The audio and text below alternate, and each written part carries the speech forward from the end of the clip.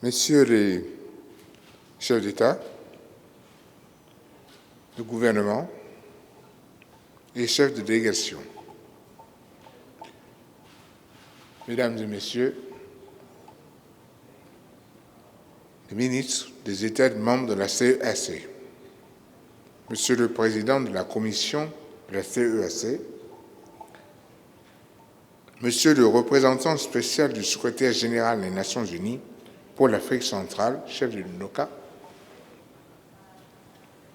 Madame le chef du bureau de liaison de l'Union africaine auprès de la CEAC, Mesdames et Messieurs les chefs de mission diplomatiques et représentants des organisations internationales, Mesdames et Messieurs, je voudrais, au nom du peuple gabonais, du gouvernement de la République et au mien propre, vous souhaiter la plus cordiale des bienvenues et un agréable séjour à Libreville. Permettez-moi également de saluer la présence parmi nous de notre frère Évariste Ndayishimiye, président de la République du Burundi, qui prend part pour la première fois à nos assises.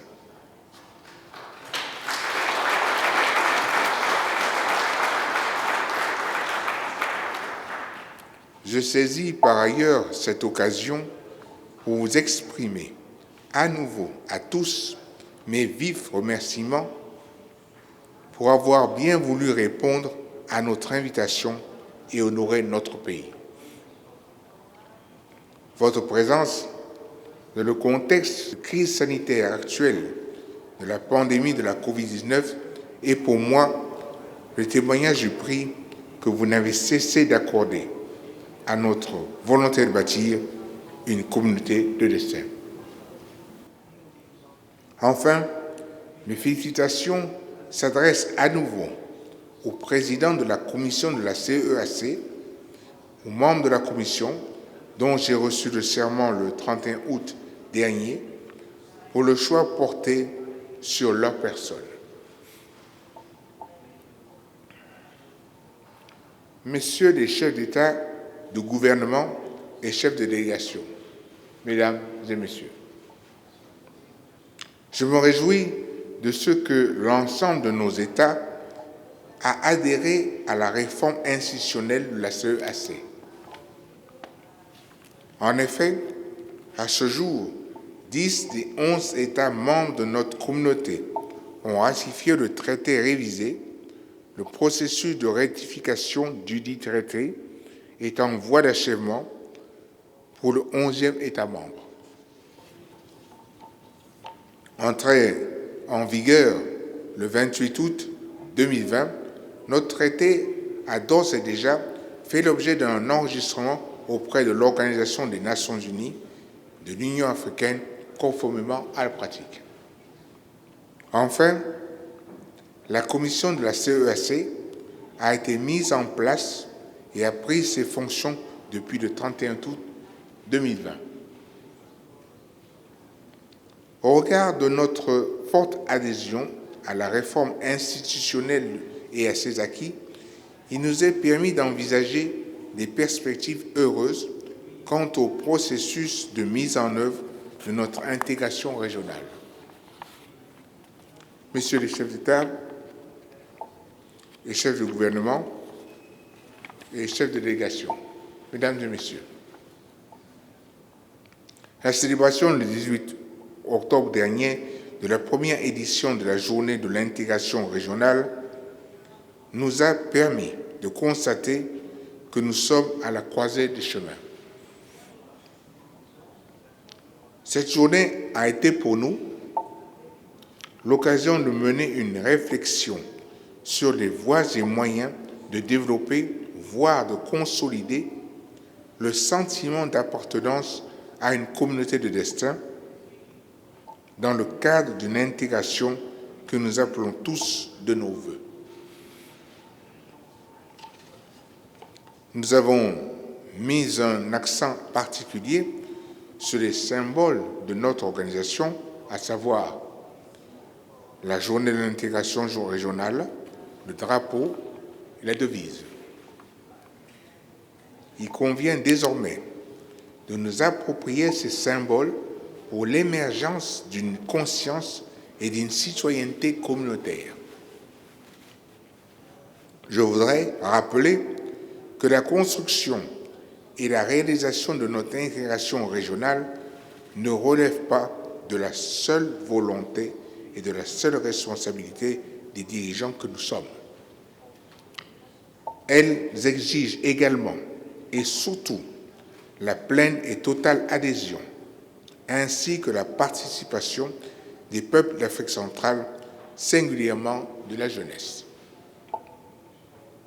Enfin, en effet, les générations présentes et futures sont pour moi le meilleur gage d'un investissement sûr et durable, d'où la nécessité de les impliquer fortement en les mettant au cœur de la construction de l'intégration régionale. Messieurs les chefs d'État, de gouvernement et chefs de délégation, Mesdames et Messieurs,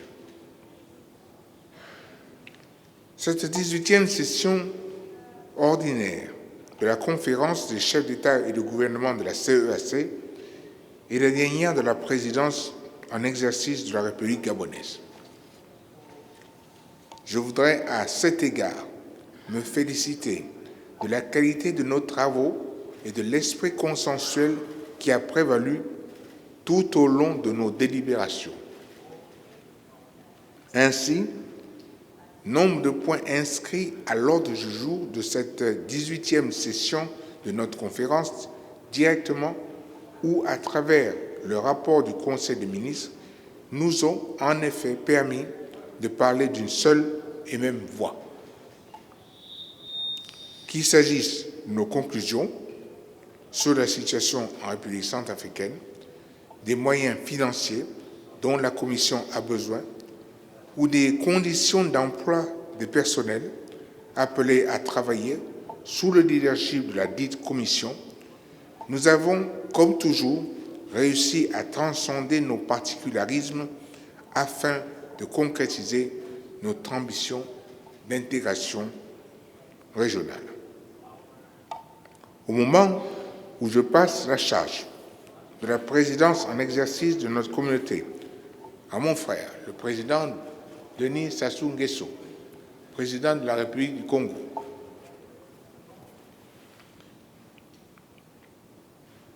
j'aimerais toutefois rappeler l'importance que nous accordons à la question de la rationalisation de nos communautés économiques régionales.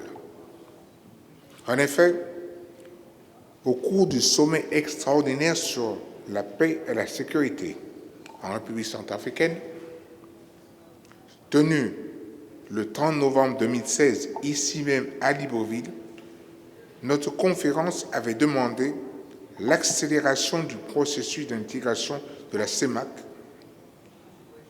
et de la CEPRG au sein de la CEAC.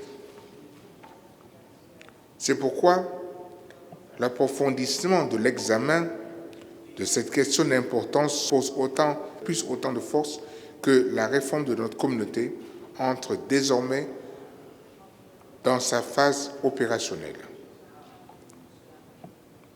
Messieurs les chefs d'État et de gouvernement, Mesdames et Messieurs, au terme de notre présente session, je reste confiant à l'avenir de notre organisation communautaire et en sa capacité à relever, avec l'appui de nos peuples, les défis multiformes auxquels nos États sont confrontés. Je ne saurais clore mon propos sans adresser mes sincères remerciements à toutes celles et ceux qui ont œuvré à l'aboutissement du processus de réforme institutionnelle. Je vous remercie.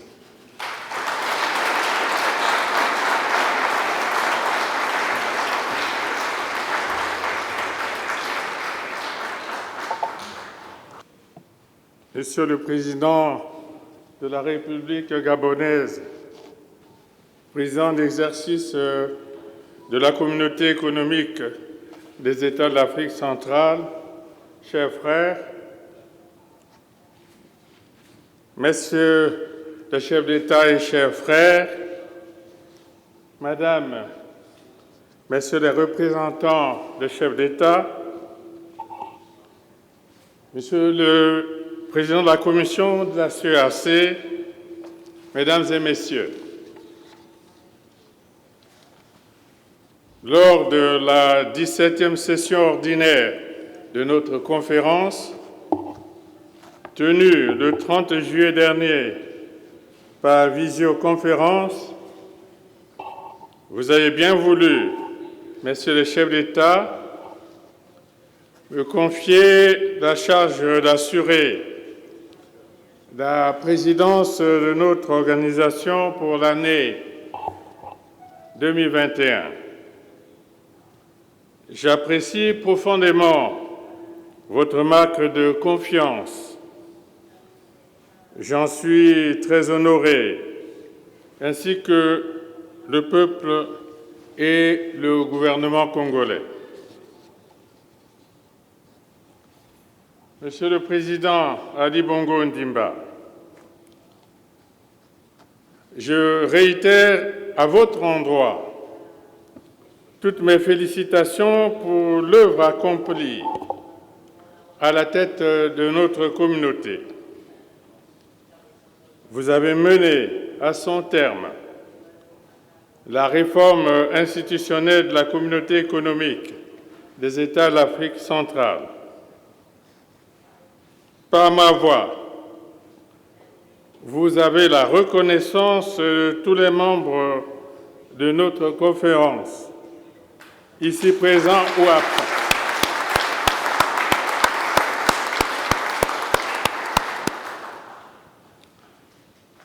Messieurs les chefs d'État et chers frères, notre institution est à un tournant important de son parcours. À ce propos, le traité révisé de la CEAC traduit sans aucune ambiguïté notre volonté commune de franchir une nouvelle étape dans le processus d'intégration régionale. Au plan institutionnel, l'entrée en fonction de la Commission le 1er septembre 2020 rend compte de notre détermination en ce qui concerne la modernisation de notre organisation communautaire. Ce processus va s'étendre à divers autres niveaux. Monsieur le Président de la Commission, Mesdames et Messieurs les commissaires,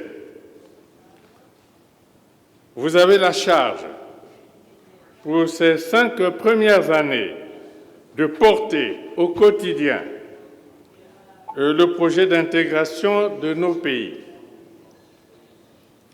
Tout en vous réitérant mes félicitations, je vous rassure de mon plein soutien dans l'exercice de votre mandat. Messieurs les chefs d'État et chers frères, Madame, Messieurs les représentants des chefs d'État, la politique, la paix et la sécurité, l'économie et les finances, la culture, la science et la technologie et bien d'autres secteurs d'activité constituent des problématiques essentielles prises en compte dans notre projet. L'ambition communautaire ressort dans toute son étendue et sa vigueur au travers de nos engagements conventionnels renouvelés. Il ne fait aucun doute que nos pays sont résolument engagés dans la voie de l'intégration. Il s'agit d'impulser dans tous les secteurs une dynamique fondée sur la performance et le résultat. Notre plan stratégique indicatif pour le quinquennat 2021-2025 a été approuvé par notre conférence. Il est à présent exécutoire. En outre, le plan d'action prioritaire pour l'année 2021 vient d'être également agréé.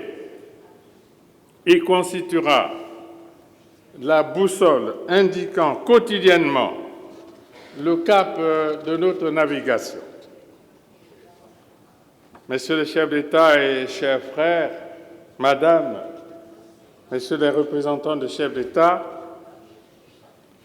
au cours de mon mandat, je demeurerai particulièrement attentif au renforcement de la coopération politique entre nos États, à la promotion de la paix et la gouvernance sécuritaire en Afrique centrale, conformément à l'architecture paix et sécurité de l'Union africaine. De même, la nécessité pour l'Afrique centrale de renforcer ses capacités en infrastructures de base doit prendre une envergure plus concrète. J'entends mettre un accent particulier sur la question de l'intégration physique régionale à travers, entre autres, une impulsion plus forte des projets structurants et intégrateurs. Il nous faut aussi poursuivre le processus de réforme institutionnelle, notamment celle de la gouvernance de la Commission.